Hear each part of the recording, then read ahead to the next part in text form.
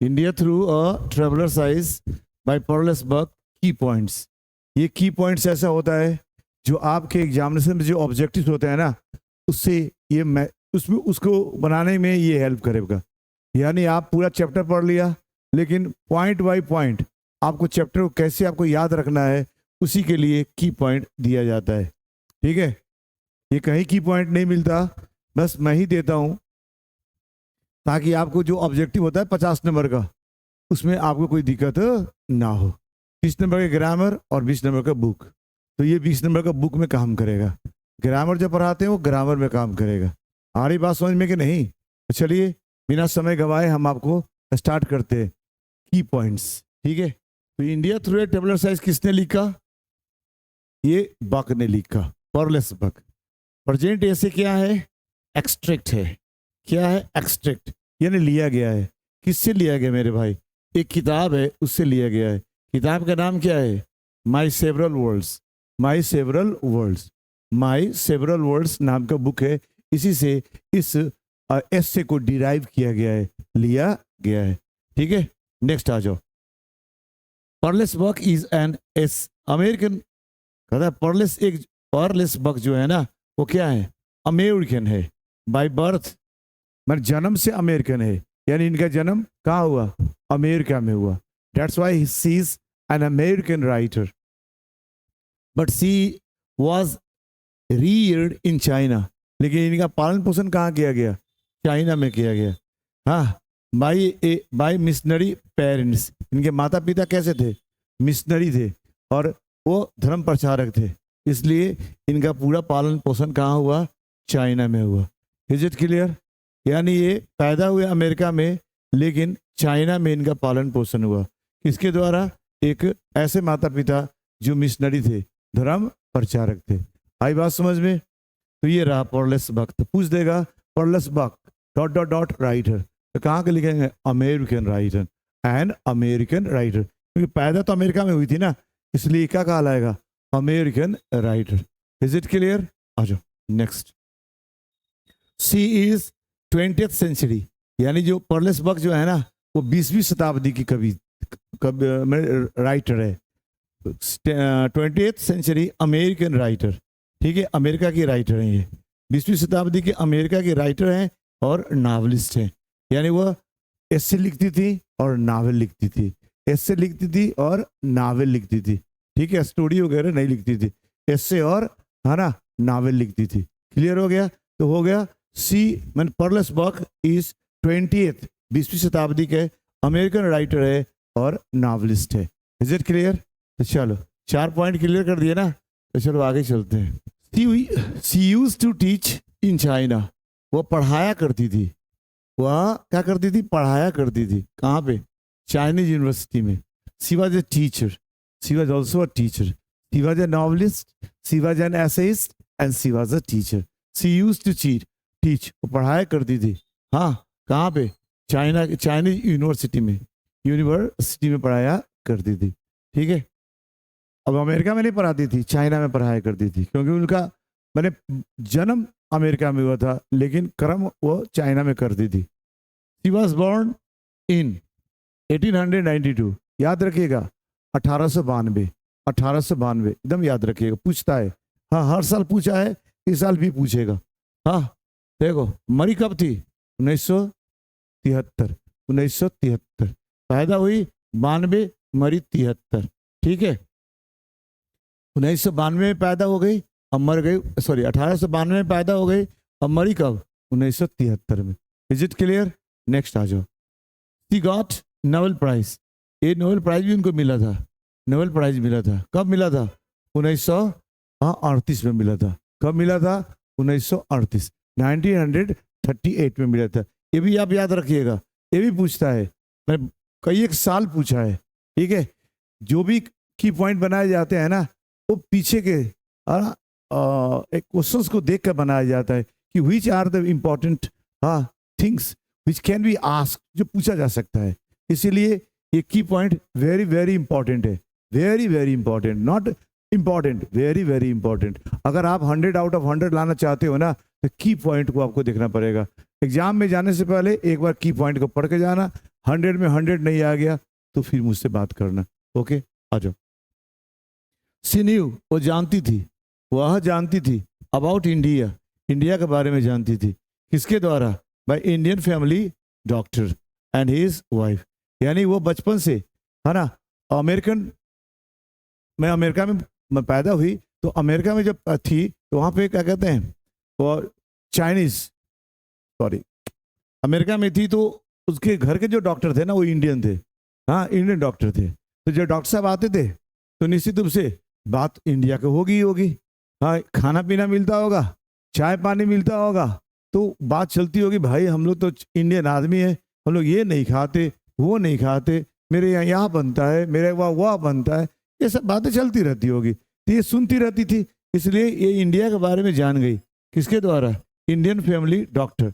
और जो डॉक्टर साहब आएंगे उनकी पत्नी भी कभी कभी आएंगी, क्योंकि मान लीजिए कि विदेश में रहने पे आदमी को परेशानी होती है कि नहीं, तो फिर जहाँ पे एक रिश्ता बन जाता है फैमिली टाइप, वहाँ पे जेंट्स भी जाते हैं, लेडीज भी जाते हैं, डॉक्टर साहब भी जाते थे, डॉक्टर साहब की पत्नी भी जाती थी।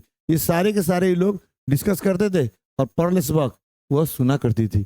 इसलिए वो सुनते सुनते, है ना, क्या कहते, बड़ी हुई, है ना, इंडिया के बारे में। इसलिए इंडिया से बहुत उनकी लगाव हो गया, ठीक है, पर्लस बक को। और उनके पिताजी बुद्धा के बारे में बताते थे, लॉर्ड बुद्धा के बारे में बताते थे कि लॉर्ड बुद्धा ऐसे थे, उनका धर्म ये है ना, वगैरह वगैरह। और चाइना में अगर गए तो चाइना में बुद्धिस्ट कंट्री है, तो बुद्ध के बारे में बात होती थी, तो भाई बुद्ध कहाँ के थे, तो इंडिया से आए, कहाँ ज्ञान हुआ, यहाँ ज्ञान प्राप्त हुआ तो यहाँ हुआ। तो पूरे इनका धर्म वगैरह के बारे में जानकारी अगर मिला तो कहाँ से? उनके पिताजी से मिल गया। तो बुद्ध के बारे में पिताजी बता दिए, भारत के बारे में, है ना, क्या कहते हैं, उनकी फैमिली डॉक्टर, उनकी पत्नी बता दी। और कुछ बड़ी हुई तो कुछ पढ़ लिख कर खुद जान गई होगी। कोई बुर्बक थोड़ी है थी, पढ़ने लिखने वाला आदमी थी तो पढ़ी भी होगी। जब चाह, जहाँ चाह वहाँ राह हो जाता है कि नहीं। तो ये इतना क्लियर हो गया। 8, चलो जी 9 तक कर लिए ना हम लोग।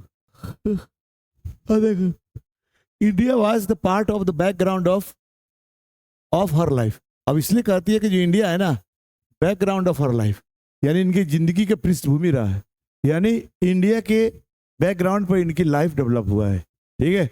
इसलिए इनकी जिंदगी में इंडिया का बहुत अहम रोल रहा है, वेरी इंपॉर्टेंट रोल रहा है। इसलिए कहती हैं बैकग्राउंड ऑफ हर लाइफ, यानी इंडिया जो है ना आर्ट है इनके जिंदगी के, ठीक है। अच्छा, सी रोट, इंडिया से जब लौट के गई तो इसने किताब लिखी, क्या नाम था? Come my beloved, come my beloved, क्या बिलव्ड, ठीक है, कम माई बिलव्ड। आ जाओ, ये बुक का नाम है against the background of India. India के बैकग्राउंड पर लिखी, इंडिया कैसा है, इंडिया के लोग कैसे हैं, इंडिया के खान पान कैसा है, इंडिया का रहन सहन कैसा है, इंडिया के पहनावा वरावा क्या है, इंडिया के कल्चर क्या है, एक्सेट्रा एक्सेट्रा। ये सब बातें आपको पढ़ने को मिला, देखने को मिला। कहाँ पे? हर इंडिया में। तो इन्होंने इस बात को इस किताब में लिख दी। क्लियर? तो कौन सा किताब लिखी इंडिया से लौटने के बाद? कम my beloved, come my beloved. आई बात समझ में? नेक्स्ट देखो 12 number, her important books are, उनके कुछ और महत्वपूर्ण किताबें हैं। एक किताब का नाम है गॉड्स अर्थ और कम माई बिलवेड। ये तो ठीक ही है, कम माई बिलवेड इंडिया से लौटने के बाद लिखी, और एक किताब ये है द गॉड्स अर्थ। यानी ये 2 किताबें वेरी इंपॉर्टेंट है। परीक्षा में पूछ देगा, God's love has been written by ... तो आप लिखेंगे Pearl S Buck. Come my beloved written by ... तो आपको लिखना पड़ेगा किसको? पर्लस बक को। आई बात समझ में? आ जाओ, ये 12 क्लियर हो गया। 10, 11, 12, ठीक है ना। 13 देखो, बक विजिटेड इंडिया टू सी। अब बक इंडिया आई थी फॉर व्हाट? टू सी, देखने के लिए, और लिसन, सुनने के लिए। किसको? 2 ग्रुप, 2 ग्रुप को, समूह को, of people, 2 group of people को सुनने आई थी और देखने आई थी। कौन कौन? The young intellectual in cities, यानी शहर में रहने वाले बुद्धिमानों से मिलने आई थी, उनकी बातों को सुनने आई थी। और दूसरा कौन था? पीजेंट्स इन द विलेज, यानी गांव में रहने वाले किसानों को देखने आई थी, उनकी बातों को सुनने आई थी। तो पूछ देगा, जो बक है वो visited India I for what?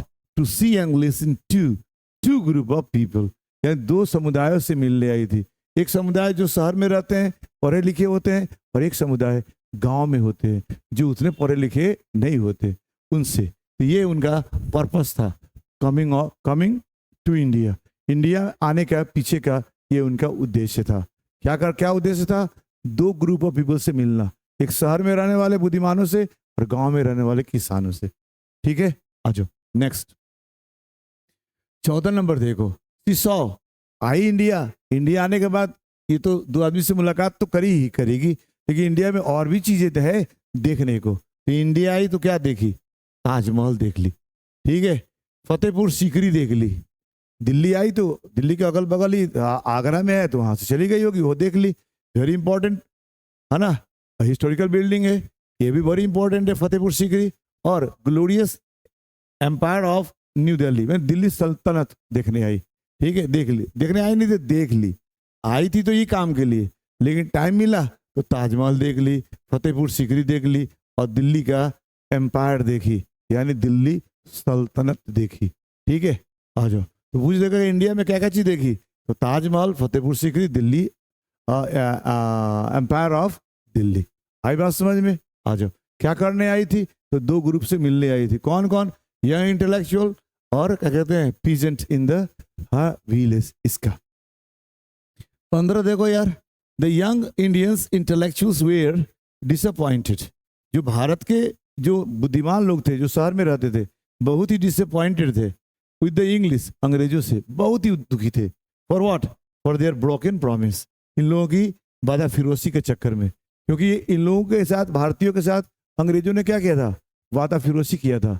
यानी वादा फिरोसी का मतलब क्या हुआ था कि इन लोग प्रथम विश्व युद्ध में अंग्रेज ने कहा था कि भैया सपोर्ट करो मुझे, जब युद्ध खत्म हो जाएगा हम आपको आज़ाद कर देंगे। लेकिन युद्ध समाप्त होने के बाद भी इन लोगों ने कुछ नहीं दिया, कुछ नहीं सुना। इस बात से भारत के जो पढ़े लिखे नौजवान लोग थे जो शहर में रहते थे, बड़ी नाराज थे। इससे? अंग्रेजों से। इसलिए कहते हैं कि इंडियंस जो यंग आदमी है ना, इंटेलेक्चुअल्स, वे बहुत डिसअपॉइंटेड थे। इससे? अंग्रेजों से। ठीक है, गांव के लोगों को तो इतना फर्क नहीं पड़ रहा था, लेकिन शहर के लोगों को बहुत फर्क पड़ रहा था, इसलिए बहुत डिसअपॉइंटेड थे। इतनी बात समझ में आ गई? तो young Indian intellectuals were disappointed with the English for their broken promise.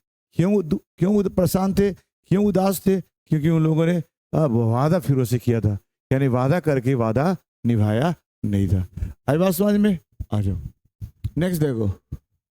According to the author all ills, कहता है कि इंडिया में कोई भी ऐसा ईल्स नहीं है। मैंने क्या कहते हैं, ईल्स मैंने क्या कहते हैं, परेशानी, ट्रबल। इंडिया में समस्या कह सकते हैं, ईल्स माने समस्या। इंडिया में कोई ऐसा समस्या नहीं है जो सुलझाया नहीं जा सकता।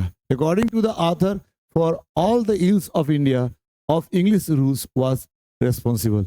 यानी सारे परेशानी और समस्याओं के लिए कौन? अंग्रेजी रूल रेस्पॉन्सिबल है।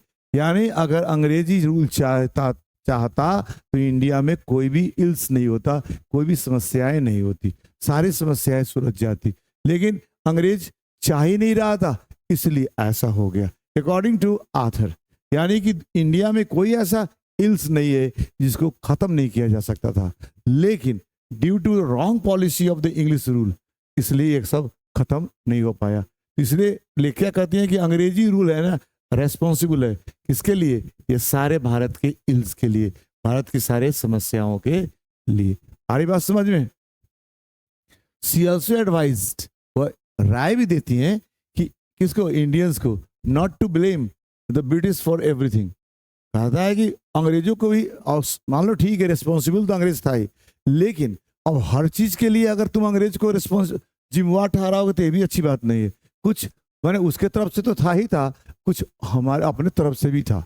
यानी मान लो कि 80% उन लोगों के तरफ से था, तो 80% अगर अंग्रेजों के तरफ से था तो 20% इंडियंस भी रेस्पॉन्सिबल थे। ठीक है, क्योंकि भाई देखो कहा जाता है ना, कोई चूना लगा दिया, चूना लगाया नहीं, चूना आप लगवा लिए, यानी कुछ ना कुछ आप में कमियां रही होगी जिसके चलते 80% प्रॉब्लम क्रिएट हो रहा था।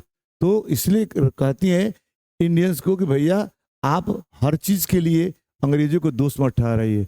दोषी है लेकिन उतना दोषी नहीं है जितना आप उसको ठहराते हो। तुम भी अपने आप को देखो, झांको, तुम भी कहीं ना कहीं दोषी हो, तुम भी कहीं ना कहीं हर जिम्मेवार हो। आई बात समझ में? देश तुम्हारा है ना, लेकिन स्वार्थ के लिए वो डिवाइड एंड रूल की बात वो करता था। तो डिवाइड एंड रूल कौन होता? तो कौन डिवाइड हो जाएगा मेरे भाई? डिवाइडेड वही होगा जो स्वार्थी होगा। आप ही को सब चाहिए तो डिवाइडेड तो होना ही है। जब आपके अंदर वीकनेस होगा कोई चीज के प्रति तो कोई उसका आपके वीकनेस का फायदा उठाएगा कि नहीं उठाएगा?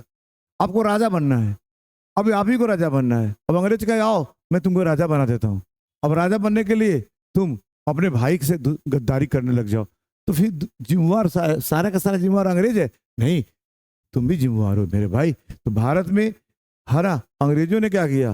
सबको राजा बनाने का ठेका ले लिया, तो कहता आओ राजा बना देते हैं। अब बस आपस में ये राज्य वो राज्य मिलकर है ना, बस राजा बनने के चक्कर में दूसरे राज्य को है ना खत्म करना, उसके साथ लड़ाई करना, इस तरह से लड़ते गए और अंग्रेज सबको क्या कहते हैं अपने में मिलाता चला गया। तो जिम्मेवार तो भारत वाले भी तो है। इसलिए कह रहा due to government fault land between Bombay and Madras. कहता है कि बॉम्बे और मद्रास के बीच में कुछ लैंड है, कुछ लैंड है।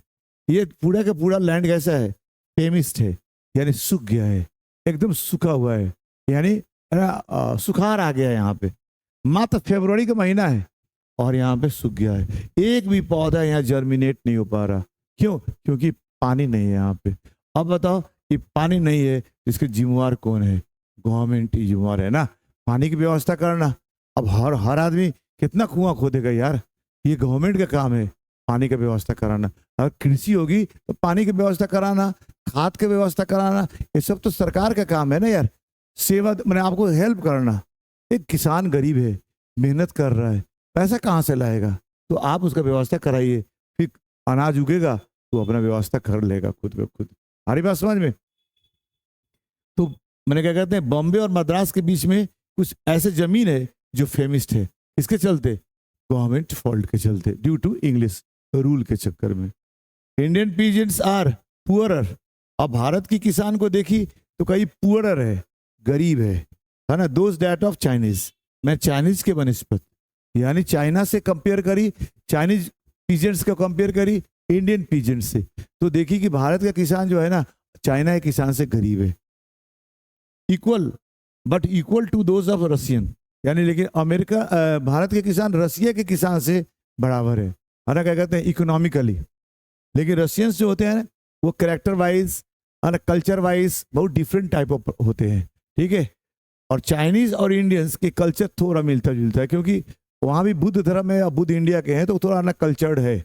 अलग कल्चर यहाँ भी पाई जाती है, कल्चर वहाँ भी पाई जाती है। वहाँ भी एक सिस्टम है, इंडिया में भी सिस्टम है, लेकिन रसिया में कोई सिस्टम नहीं है। तो जब कंपेयर करी भारत के किसान, चाइना के किसान, रशिया के किसान, तो वह पाई कि भारत के किसान रशिया के किसान से सॉरी चाइनीज किसान से गरीब है और रशिया के किसान से इक्वल है। यानी भारत के किसान और रशिया के किसान इकोनॉमिकली इक्वल है। कैरेक्टर वाइज और कल्चर वाइज ये इंडियंस आर बेटर है रशियन से। रशियंस लोग कल्चर्ड नहीं होते, कल्चर वाइज है ना, और कैरेक्टर वाइज अगर देखा जाए तो चाइनीज और इंडियंस इक्वल है। तो कैरेक्टर और कल्चर वाइज चाइनीज और इंडियंस इक्वल है। लेकिन जब पैसा की बात आती है तो चाइनीज अमीर है, और पैसा से तुलना किया जाए तो चाइनीज अमीर है, इंडियंस गरीब है।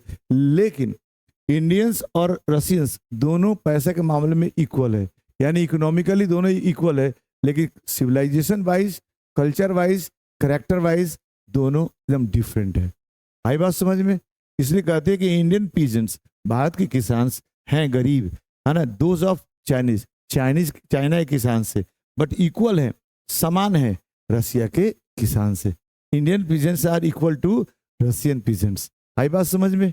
चलो जी, हम लोगों ने 19 तक देख लिया। अब देखो, religion is ever present in Indian life. ये कहती है कि भारत में है ना, भारत में जो धर्म है, धर्म जो है ना ever present in Indian life. Bharat के जिंदगी में धर्म है, भारत के लाइफ में धर्म है। यानी यहाँ का लाइफ मतलब रिलीजन। मेरा लाइफ स्टार्ट होता है रिलीजन से और समाप्त होता है रिलीजन पर। आई बात समझ में? यहाँ कारण क्या है कि यहाँ मैच्योर्ड कल्चर है, इसी कारण यहाँ देखोगे माने मैच्योर्ड कल्चर है, एवं परिपक्व संस्कृति है और ऑर्गेनाइज्ड ह्यूमन फैमिली लाइफ है। यहाँ के लोग ऑर्गेनाइज्ड रहते हैं, ज्वाइंट फैमिली में रहते हैं। क्यों? Due to religion. रिलीजन के चक्कर में, रिलीजन के कारण आदमी का कल्चर मैच्योर्ड है और लोग है ना क्या रहते हैं, ऑर्गेनाइज्ड रहते हैं, यानी एक साथ रहते हैं, ज्वाइंट फैमिली है। लेकिन धीरे धीरे अब देखो हम लोग यूरोपियन सभ्यता को फॉलो कर रहे हैं, तो हमारी जिंदगी से रिलीजन खत्म होता चला जा रहा है, इसलिए हम लोग न्यूक्लियर हो गए। अब वाले ज्वाइंट फैमिली नहीं रहते, एकदम अलग अलग रहते हैं। तो पहले जमाना में जब वो आई थी तो रिलीजन हर जगह पाया जाता था, इसलिए हर मैंने कै पुस्त एक साथ रहता था, कै पुस्त एक साथ रहता था। दादा मैंने दादा एक साथ रहते थे, दादा मान लो दादा 3 भाई तो एक साथ वो रह गए। फिर मेरे पापा मान लो तो वो 3 भाई तो वो भी एक साथ रह गए। उन दादा के अलग अलग दादा के बच्चे, दादा के फिर क्या कहते हैं बच्चों के बच्चे, और हमारे पापा के भाइयों के बच्चे सब एक साथ। बच्चों कितना लंबा चौड़ा परिवार था, और कैसे लोग रहता था? Due to religion. लेकिन आज धर्म नहीं होने के चक्कर में, धर्म क्या हो गया आजकल? एक दिखावा हो गया है। पैसा है तो आप हमारा यज्ञ कराने लग जाते हो, पैसा है हनुमान आराधना कराने लग जाते हो, पैसा है अष्टयाम कराने लग जाते हो। और गरीब आदमी के पास पैसा नहीं है तो कुछ नहीं कर पाता, तो शो करने लग जाते हो। धर्म पैसा नहीं होता यार, धर्म का मतलब होता है डिवोशन। तो पहले था, लेकिन अब हो गया पैसा। Money is everything. इसलिए हम लोग अब हमारे पास कल्चर मैच्योर्ड खत्म हो चुका है, सब इमेच्योर्ड है। अब बूढ़े बूढ़े लोगों से मुलाकात करो, उनकी सोच देखना इमेच्योर्ड सोच लगेगा। लेकिन पहले जमाने में सब मैच्योर्ड होते थे।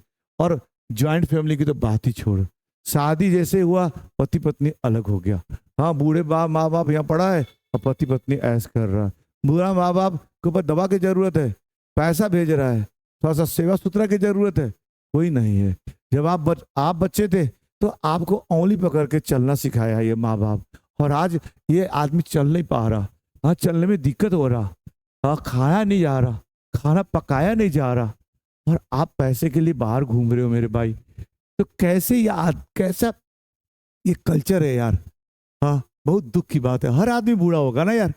हाँ, तो जैसे करोगे वैसे भोगोगे, कल तुम भी बूढ़े हो जाओगे, तेरे माँ बाप तुम्हारे बच्चे भी तुमको नहीं देखेंगे। तो आज के ये सब सिस्टम है। फिर पहले ऐसा नहीं था मेरे भाई। तो पहले का लाइफ अच्छा था, पैसा कम था लेकिन लाइफ अच्छा था, इजी था और पीसफुल लाइफ था। ठीक है, आ जाओ नेक्स्ट देखो। मंगोलियंस फ्रॉम यूरोप यानी मंगोलियंस प्रजाति यूरोप से आए थे, इन्वेड किया, हमला किया। कहाँ पे? कश्मीर में। कश्मीर में है ना यूरोपियंस आए थे, बहुत ही बर्बर, बहुत ही बहसी, जंगली टाइप ऑफ प्रजाति आए, और उन्होंने क्या किया? हमला कर दिया। किसके ऊपर? कश्मीर के ऊपर। तो कौन सा प्रजाति आया था? मंगोलियंस आए थे। ये गोरे गोरे होते, इसलिए वहाँ के लोग है ना गोरे गोरे होते हैं। वहाँ के आंख या तो नीला होगा या ग्रीन होता है, बाल कैसा होता है? ब्राउन होता है, ड्यू टू दिस प्रजाति। ठीक है, ड्यू टू इट, इसी कारण से people of Kashmir are of auburn hair, यानी भूरा बाल वाले होते हैं, और ब्लू आइड, और नीले नीले आंखों वाले होते हैं। इंडियंस की तो आंख तो ब्लैक होता है, आंख के जो बीच में होता है बॉल, आई बॉल, वो ब्लैक होता है, और हेयर भी क्या होता है? ब्लैक होता है। लेकिन अगर हेयर ब्राउन है और आंख ब्लू है तो this is the effect of this one, इसका इफेक्ट के चलते हुआ, यानी मंगोलियंस के चक्कर में हो गया। आई बात समझ में? Due to different invasions the people of India must be reckon as belonging to Caucasian race, यानी भारत में अलग अलग इन्वेजन हुआ, अलग अलग हमला हुआ, हर तरह के लोग आए, साका आया, ह्यून आया, है ना, मुगल्स आए, बहुत सारे आए, है ना, आर्यंस वगैरह आए, मंगोलियंस आए, तो ये सब लोग आए।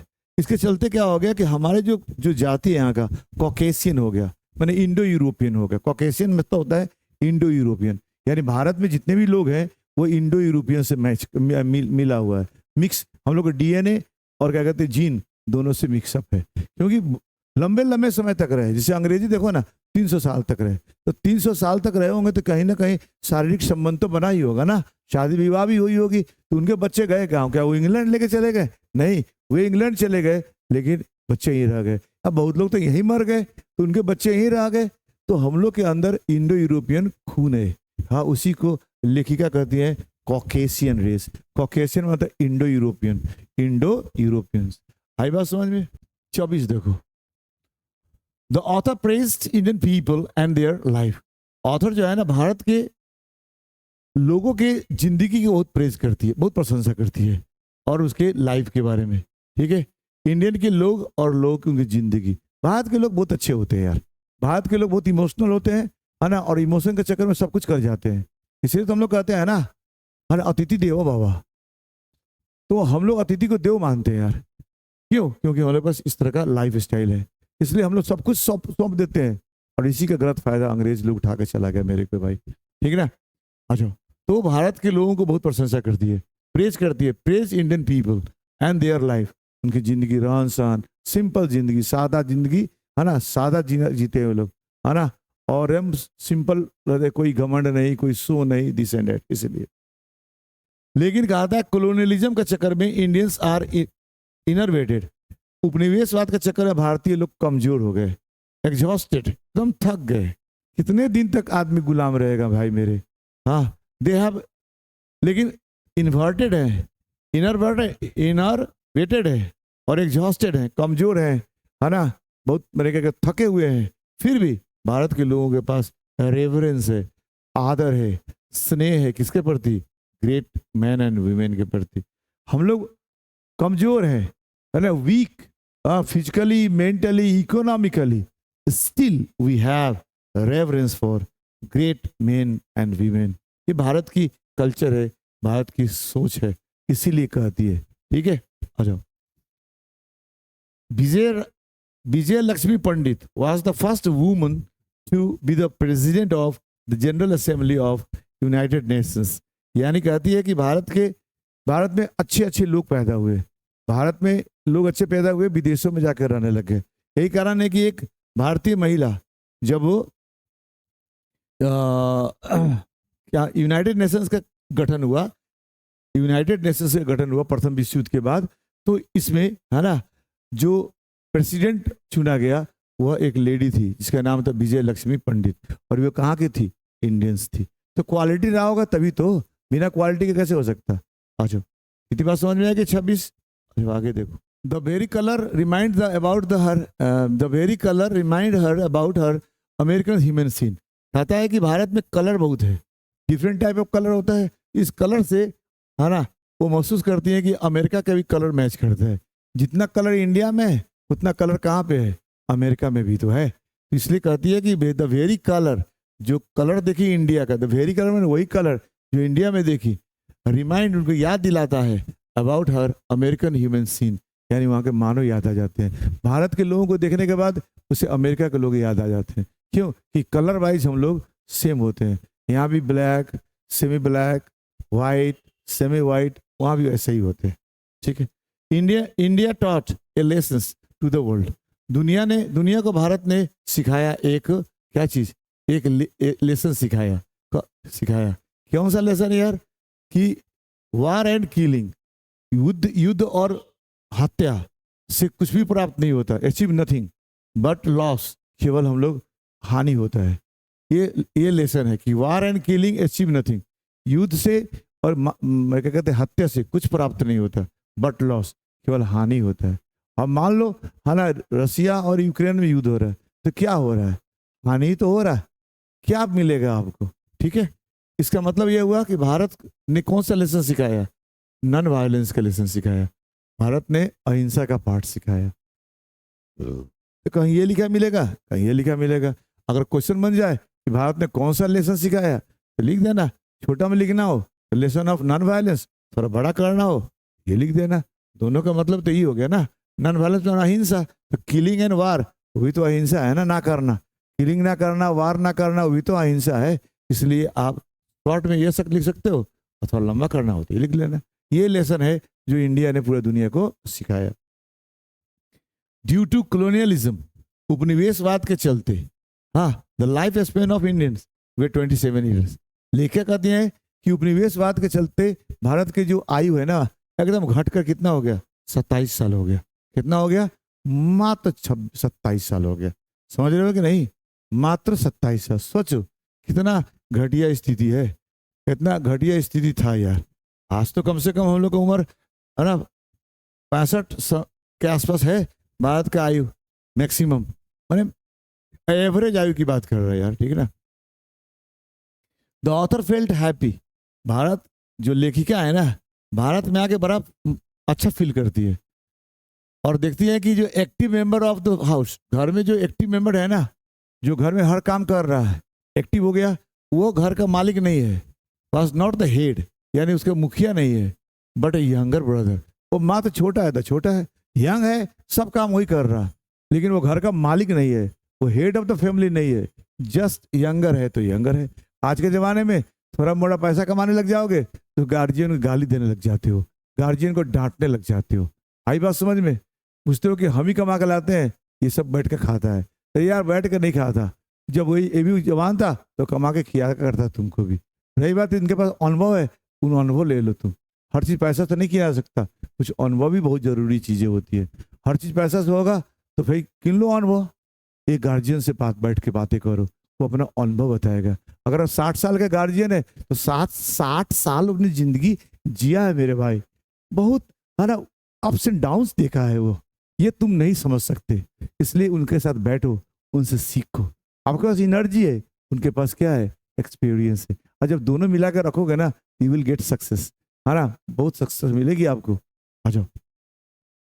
भारत के लोग उतने सक्सेसफुल नहीं हो पा रहे हैं ड्यू टू इट। हम लोग बूढ़े आदमी को है ना हेट करते हैं, इसीलिए है ना डब्ल्यू बीट्स बोला है, हाँ डब्ल्यू बीट्स से कविता लिखा है ना, उसमें लिखा गया है, ठीक है कि old man is a tattered coat on a stick, old man is a tattered coat on a stick.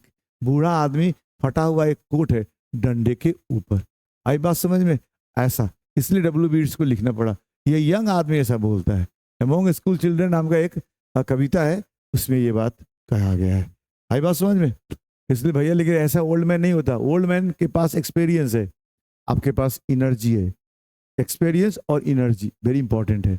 अगर आपके पास एनर्जी है और आपको कोई गाइड करने वाला नहीं है तो आप मिसगाइडेड हो जाओगे, ठीक है। तो इसीलिए देखो कि आजकल के युवा है, जो भारत के युवा है, मिसगाइडेड है, क्योंकि कोई ऐसा आदमी नहीं है जो आपको गाइड कर सके।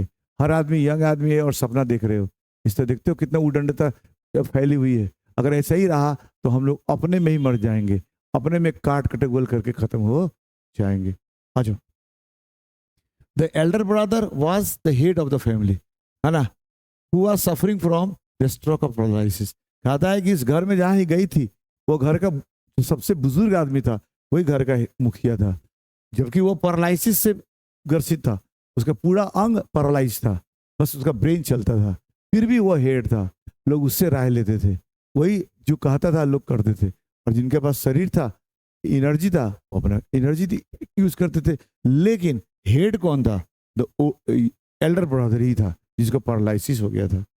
द ऑथर वाज गिवन, खाने में क्या मिला? गांव में गई थी तो क्या खाई? उनको दिया गया दाल, उनको दिया गया चावल, उनको दिया गया पालक की साग, और क्या दिया गया? चटनी। ये सब चीजें दिया गया। कि प्लेट में खिलाया गया? नहीं, लीफ ऑफ बनाना, केला के पत्ते पर बैठ के खिलाया गया। पूछ देगा क्या खाना खिलाया गया? तो दाल, चावल, पालक की साग और चटनी खिलाई गई। कहाँ पे? केले के पत्ते पर खिलाया गया, प्लेट पे नहीं खिलाया गया। जहाँ पे धर्म को फॉलो किया जाता है वहाँ प्लेट यूज नहीं करा जाता, या तो केले का पत्ता नहीं तो पॉटरी, मिट्टी के बर्तन में खिलाया जाता है, और खाना खाने के बाद वो बर्तन और पत्ता फेंक दिया जाता है। आई बात समझ में? आ जाओ। लास्ट है, देख लो। According to Buck Christian missionaries, और वो क्रिश्चियन मिशनरी के बारे में कुछ बोलती हैं कि जो क्रिश्चियन मिशनरी होते हैं ना, वो मानती है कि मोस्ट डेडिकेटेड होता है, यानी क्या कहते हैं, बहुत ही समर्पित व्यक्ति होते हैं, एंड मोस्ट सिंगल हार्टेड, और एक हार्ट वाला होते हैं, यानी बहुत सोचते नहीं है, बस जो सोचते हैं, जो विश्वास करते हैं, वही बात लोगों को समझाते हैं। इसलिए इन्होंने अपनी किताब में 3 क्रिश्चियन मिशनरी का उपयोग किया है। 3 है ना क्रिश्चियन मिशनरी का इस्तेमाल किया गया है ना, मैटर को समझाने के लिए, जो इन्होंने किताब लिखा, हाँ, कम माय बिलोवेड। आ रही बात समझ में? तो हमने आपको 33 की पॉइंट बता दिया। अब इसी की पॉइंट के आधार पर हम आपको ऑब्जेक्टिव करा देते हैं, तो पता चल जाएगा कि देखो ये की पॉइंट कितने इंपॉर्टेंट है। ठीक है, इतनी बात समझ में आ गई? तो चलो हम लोग ऑब्जेक्टिव देख लेते हैं। ठीक।